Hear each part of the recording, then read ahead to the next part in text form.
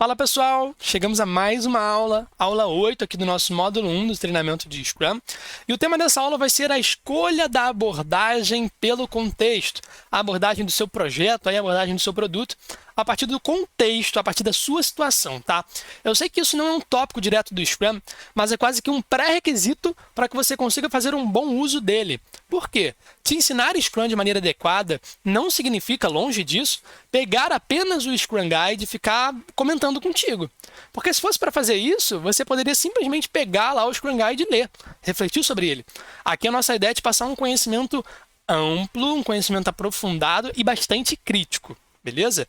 A pergunta que fica é: utilizamos ou devemos utilizar o Scrum em todas as situações ou não? Onde que cabe o Scrum e onde que não cabe? Eu vou te mostrar isso agora por meio dessa escolha de abordagem pelo contexto, tá bom? Vamos lá. Pessoal, para que eu consiga iniciar esse nosso papo, eu trago uma matriz, um conhecimento legal aí, que vem desse livrinho, né? Uma referência de conhecimento aí para a construção desse treinamento também. É muito importante esse livro para a gestão de projetos como um todo, independentemente do modelo, né? Que seja preditivo, que seja ágil, seja complexo, independe. Esse livro é muito importante, eu recomendo a leitura, especialmente se você é gerente de projetos ou quer se tornar um dia. O nome dele é Effective Project Management e ele está na 8ª edição. Eu faço uma adaptação de uma das matrizes que ele coloca lá, de uma das figuras que ele coloca lá, para trazer para você aqui no treinamento. A matriz é a seguinte: existem 4 quadrantes que vão ser escolhidos de acordo com algumas características da sua situação. Em cada um desses quadrantes, a gente tem características diferentes de como você tem que agir, beleza? Vamos lá. Como é que a gente escolhe o quadrante? Pessoal, requisitos e objetivos da solução. Ou seja, você está diante de um problema complexo, certo? Ou de um problema, não vamos nem falar complexo. Você está diante de um problema. Você vai vai se questionar o seguinte: a maneira com a qual eu vou resolver esse problema, o objetivo em cima desse problema, a minha meta em cima desse problema, ela é clara ou ela não é clara? Os requisitos são claros ou não claros? Deixa eu já te dar um exemplo, tá? Se eu quero construir, por exemplo, um celular incrível, eu tenho que me perguntar se eu tenho noção de quais os requisitos que esse celular tem que ter. Vai ser o quê? Reconhecimento por voz, Face ID, vai ser uma câmera 99 pixels ali, vai ser reconhecimento por digital, como é que vai ser? O software é qual? A usabilidade, como é que ela é? São todos os requisitos, beleza? O objetivo daquilo ali. Eu quero, por exemplo, um aparelho celular que reduza a quantidade de problema de visão que eu tenha utilizando coisas que são digitais. Cara, eu tenho que ter um aparelho com a emissão de luz especial, tal, uma lente especial, para evitar problema de visão, que dá, né, quando a gente fica com a luz do celular muito acesa. Talvez eu tenha uma funcionalidade que automatize a redução de brilho quando fica mais à noite, para não ter um contraste muito grande, né, entre a luz do ambiente e a luz do aparelho, para isso não prejudicar os meus olhos. Essa seria, por exemplo, uma meta. Essa meta é clara? Pô, é clara. Eu te descrevi aqui, pô, tem que ser assim, tem que ser assado e tal. Então, é uma meta clara que tem um aparelho que tem requisitos claros. Então, quando você se fizer essa pergunta, ele vai estar nessa linha aqui de baixo, beleza? Show de bola. Se não tiver claro, ela vai estar na linha aqui de cima. Agora você vai para o outro critério. Como prover essa solução? Ou seja, eu te dei um requisito de um aparelho celular que eu gostaria que fosse com as características X, Y, Z e que ele tivesse uma determinada meta, beleza? Eu te dei isso. A parte de requisitos e meta está clara, mas como é que eu chego nessa solução? Que tecnologias que eu vou utilizar? Talvez eu tenha que ir por um lado de inovação no mercado, eu não saiba exatamente como fazer isso, tá? E se eu não sei exatamente como que eu vou chegar lá, qual é a exata solução que eu vou proporcionar, qual é o exato plano que eu tenho que ter para que eu consiga atingir aquele resultado, eu estou num ambiente não claro. Mas se eu sei, eu estou num ambiente claro. Tranquilo? Te dando um exemplo, por exemplo, da construção de uma casa. Olha, eu vou construir uma casa, eu te chamo, você é engenheiro civil, é uma pessoa que gerencia projetos nessa área. Eu te falo, olha, eu quero uma casa com essas características, com esses cômodos, com tal espaço, com tal metragem, com essas cores, com esses cômodos, com esses móveis, tudo isso, monta para mim? Show! Eu te dei tudo, você está num ambiente claro. Tranquilo?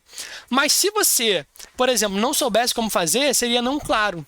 Só que, poxa, num ambiente de construção civil, construção de uma casa, em um terreno que seja simples, Dificilmente uma equipe capacitada para fazer esse trabalho não vai saber o que tem que fazer. Então a solução é clara. Por isso que projetos de construção civil, a sua maioria é preditiva. Construir o prédio que eu moro aqui, ou o prédio que você mora, a casa que você mora, não foi uma atividade tão complexa. Foi uma atividade que você consegue fazer um plano e seguir. A sua única função ao longo do projeto é seguir esse plano, porque o resultado subentende que ele vai vir. Beleza? Legal. Se essa solução não está clara, você entra aqui num cenário não claro. A partir da combinação das respostas a esses dois critérios, né? Claro, não claro, você cai aqui em todos esses 4 quadrantes. Tranquilo até aí, pessoal? Se não está tranquilo, já digita uma dúvida para a gente. Tentei explicar com bastante calma, dei 2 exemplos, para que isso fique já na cabeça de vocês, tá? Só que vamos lá. Eu não gostaria de abordar todos esses 4 ambientes contigo, porque eu acho que isso não vai ser valioso para o ensinamento de Scrum. Se eu fizer uma separação que diga para a gente que existem 2 sistemas, 2 cenários, né? Um cenário que é complexo e um cenário que é preditivo, eu acho que já está suficiente. No nosso treinamento aqui na Wiki Academy de Fundamentos da Gestão de Projetos, a gente disseca cada um desses 4 cenários. Mas aqui não vale muito a pena, tá? Eu estou separando em cenário complexo e cenário preditivo. Show de bola? No cenário que é preditivo, eu tenho projetos, né, construção de produtos, que têm as seguintes características: baixa complexidade, poucos pedidos de mudança por parte dos stakeholders, por parte do cliente, tudo pode ser alinhado antes praticamente. Bom entendimento da equipe, do time, de como prover a solução, né? As pessoas sabem como produzir uma casa, sabem como desenhar as plantas, a hidráulica, a elétrica, etc. Os riscos desse tipo de projeto são mais conhecidos. As pessoas já sabem as coisas que podem dar de errado ou que vão dar de certo, né? Que podem ser previstas. Times experientes e habilidosos no trabalho a ser feito é uma característica muito comum de projetos preditivos. Você não vai colocar para construir uma casa um estudante de gastronomia. Você vai colocar um engenheiro, uma engenheira civil, beleza? E um arquiteto, uma arquiteta. Plan Driven são projetos norteados ao segmento de um plano e não de adaptações e não de mudanças.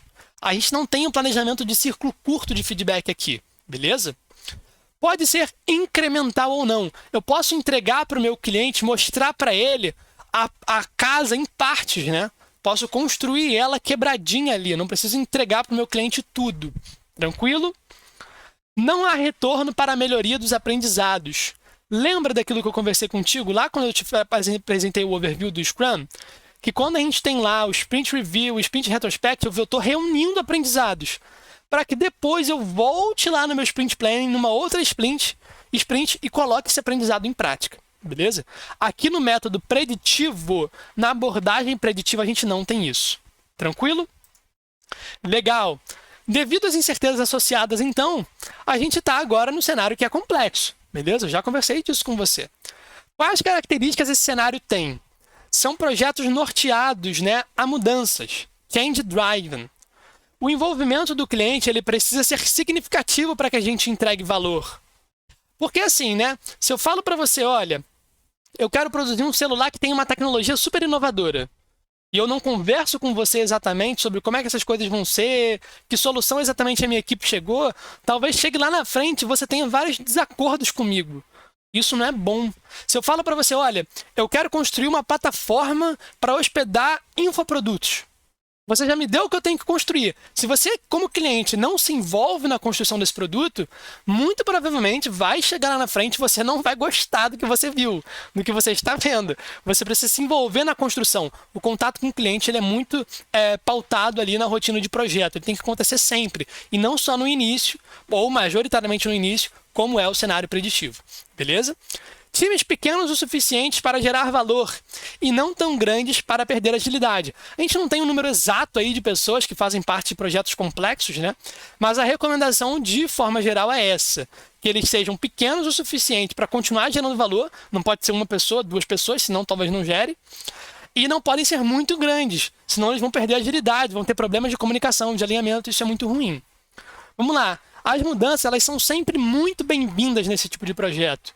Porque são as mudanças, as adaptações que vão fazer a diferença para você entregar valor para o seu cliente de fato. A priorização e a colaboração são fatores decisivos para o trabalho. Tranquilo? Legal. Aqui eu estou trazendo alguns exemplos só para a gente poder fechar esse entendimento, amarrar ele aí na sua cabeça, que é o seguinte: preditivo. Pessoal, a construção de uma casa em um terreno estável e próprio para construção, que já foi o exemplo que eu te dei. A construção de um avião, de um navio, de um carro, também é preditiva. Aí você vai virar para mim e falar assim, pô, mas isso é muito difícil, construir um carro é muito difícil, como é que isso é preditivo? Cara, vem comigo, ser preditivo ou complexo não quer dizer que é fácil ou que é difícil.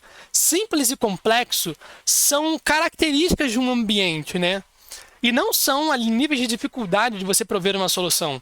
Não tem nada a ver uma coisa com a outra. Construir um avião é difícil pra caramba, vai lá construir. Quero ver tu construir. Não vai conseguir, cara. Precisa de muita gente, várias equipes trabalhando em paralelo. É um projeto cheio de requisitos, cheio de detalhe. Mas mesmo assim, ele é preditivo. Não envolve tanta complexidade assim. Tá? Vamos lá. Ágil, extremo ou emértice. Emértice, se a gente pega a palavra extremo e coloca extreme, fala ela em inglês e agora lê ela de trás para frente. Agora você vai achar a palavra emértice, tá? É um pequeno jogo de palavras aí que o autor do livro faz, beleza? Vamos lá, alguns exemplos. Construção de um software que melhore a gestão de estoques de supermercado. Você já tem um objetivo a atingir, certo? Você talvez até tenha uma clareza sobre os requisitos, mas você não sabe como é que você vai dispor isso para o cliente. Se a tela do software vai ser branca ou vai ser preta. Se a funcionalidade de login ela vai ter a opção de logar pelo Google, pela Apple, enfim, pela Android, não sei. São várias coisinhas que você não sabe exatamente como vão se desdobrar. E por isso que a gente precisa de adaptação. Tranquilo? Lançamento de um infoproduto na internet com sucesso de vendas. Você está me dando o que eu tenho que fazer, um infoproduto, e você está me dizendo que você quer que tenha um sucesso de vendas. Você até poderia colocar uma meta de receita para mim, para ficar ainda mais descritivo, né? Só que eu não sei como é que eu vou chegar lá. Eu posso fazer o curso de várias formas possíveis, fazer o meu marketing de várias formas possíveis, dispor esse meu curso para você de várias formas possíveis. Eu poderia, olha, tá aparecendo aqui nessa câmerazinha à esquerda para você, mas eu poderia não estar aparecendo, por exemplo, ou tá aparecendo na câmera quadrada. Tem várias formas e por isso que a gente precisa de adaptação, precisa de envolvimento do cliente no meio termo, tá? Tranquilo? No meio do projeto. Projeto cujo objetivo é aumentar as receitas de uma rede de supermercado. Mesma coisa do exemplo de cima. Eu estou te dando um objetivo, mas eu não sei exatamente o que é que eu tenho que fazer para poder chegar lá. Eu preciso experimentar, sabe?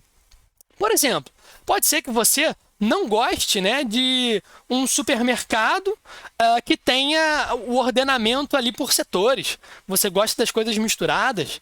Ou pode ser que você queira que o setor de frios esteja do lado do setor de limpeza.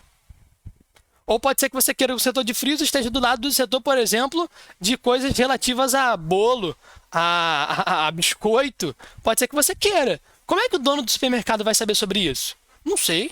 Ele vai precisar experimentar. Não tem como a gente prever. Pode ser que na sua região o público se comporte de uma maneira diferente. Então ele vai precisar, tá fazendo adaptação, tá me entendendo? Beleza. Projeto cujo objetivo é aumentar a satisfação dos clientes em X%. Ele está sendo claro ao objetivo que ele quer atingir, mas eu não sei como fazer isso de maneira direta. Tá entendendo? Eu não sei. Eu preciso experimentar um pouco, preciso me adaptar no meio para que eu consiga atingir esse resultado. E o resto aqui dos nossos projetos, né, das nossas situações, você pode ler só para que a gente não fique com um vídeo muito grande, uma aula muito grande, tá? É muito semelhante a tudo aquilo que eu já trouxe. Tranquilo? Vamos lá. Pessoal, existem dois cenários, lembra? Preditivo e complexo, na simplificação que a gente fez. O meu preditivo tem duas formas de eu tocar esse meu projeto. Aqui eu te trago um exemplo de ciclo de vida. Eu faço a concepção do meu projeto, eu planejo esse projeto, eu executo esse projeto. Ao mesmo tempo que eu executo, eu faço um monitoramento e controle dele, tá? E depois eu fecho o projeto. Se eu quiser, ainda tem uma opção para eu poder fazer num cenário preditivo. Qual é? É aquela que eu estou fazendo um preditivo incremental, que é esse aqui. Eu faço a concepção, a mesma coisa, planejamento igualzinho, execução igualzinho, monitoramento e controle também. Agora não, eu fecho o incremento e se eu tiver mais um incremento a produzir, eu volto para a execução e continuo executando e monitorando e controlando, tá? Estou voltando e executando. Eu entrego mais um pouquinho, eu volto e executo. Eu entrego mais um pouquinho, eu volto e executo. E fico nesse looping aqui. beleza? Se eu não tiver mais nada para entregar, aí sim a gente vai lá e fecha o projeto. Tranquilo? Existem essas duas formas. Agora, num cenário complexo, também tem duas formas, já que são bem diferentes. Faço a concepção, o planejamento, a execução, o monitoramento e controle, fecho essa iteração e depois fecho o meu projeto. Só que, pessoal, essa iteração ela tem a possibilidade de voltar lá para o planejamento ou para a concepção. Vamos pensar no framework Scrum que vocês viram. Realmente, no Scrum tem a concepção, tem o planejamento a cada sprint, tem a execução no dia a dia por parte dos desenvolvedores, tem o monitoramento e controle, que é basicamente o exercício dos desenvolvedores fazerem a daily Scrum e monitorarem o progresso em relação à meta da sprint. E aí, a partir daqui, quando eu vou fazer esse fechamento de interação, o que eu estou fazendo? Fechando a minha sprint, fazendo a minha sprint review, fazendo a minha sprint retrospective, para eu poder aprender um pouco, para eu poder entregar um incremento ali para o meu cliente, fechar aquela entrega, né, revisar com ele o que eu entreguei ao longo ou ao final da sprint. E aí, depois que eu faço isso, eu fecho o projeto? Não, só se for a última sprint. Se não for, você vai para a sprint seguinte, vai para o planning, o sprint planning da sprint. E aí a gente tem aqui planejamento. Depois executa de novo, monitora e controla todos os dias. Percebe como é que o Scrum está dentro desse desenho? Aqui eu não coloco nenhuma nomenclatura que o Scrum Guide traz, mas o Scrum está aqui, tranquilo? Se você está num projeto que tem uma complexidade muito, muito, muito grande agora, você não vai nem para o planejamento mais, você volta para a concepção do projeto. É como se lá no Scrum você precisasse voltar para revisar, para construir uma nova meta do produto, beleza? Você precisasse rever que tipo de produto você vai construir. Isso é muito complexo, tá? O Scrum, por exemplo, não é um framework desenhado para você fazer essa volta aqui. Ele só vai até o planejamento, tá? Para que a gente faça essa volta até a concepção, a gente utiliza outros frameworks, outros métodos, beleza? Pessoal, essa aula é fundamental para que você saiba quando utilizar Scrum ou não. Sempre tem aquela matriz na sua cabeça, porque ela vai te ajudar muito. O eixo Y dela fala sobre a clareza ou a não clareza sobre requisitos, objetivos e metas do projeto. E a outra, né, o eixo X, que está ali em cima, fala sobre a clareza sobre como que você vai prover aquela solução. Será que você precisa de uma experimentação? Ou você pode, por exemplo, se dar ao luxo de planejar tudo no início do projeto e depois só sair fazendo? Entende? A partir daquela matriz você vai saber se você pode ou não pode aplicar Scrum ou não. Espero que tenham gostado, pessoal. Dúvidas, comentários, feedbacks. Se você gostou dessa aula, se não gostou, deixa aqui embaixo para a gente conversar. Lembrando, LinkedIn está aí para a gente se conectar, por favor, não se esqueça. Se você não tem ainda LinkedIn, está perdendo oportunidade de trabalho, tranquilo? Pessoal, até a próxima. Tchau, tchau.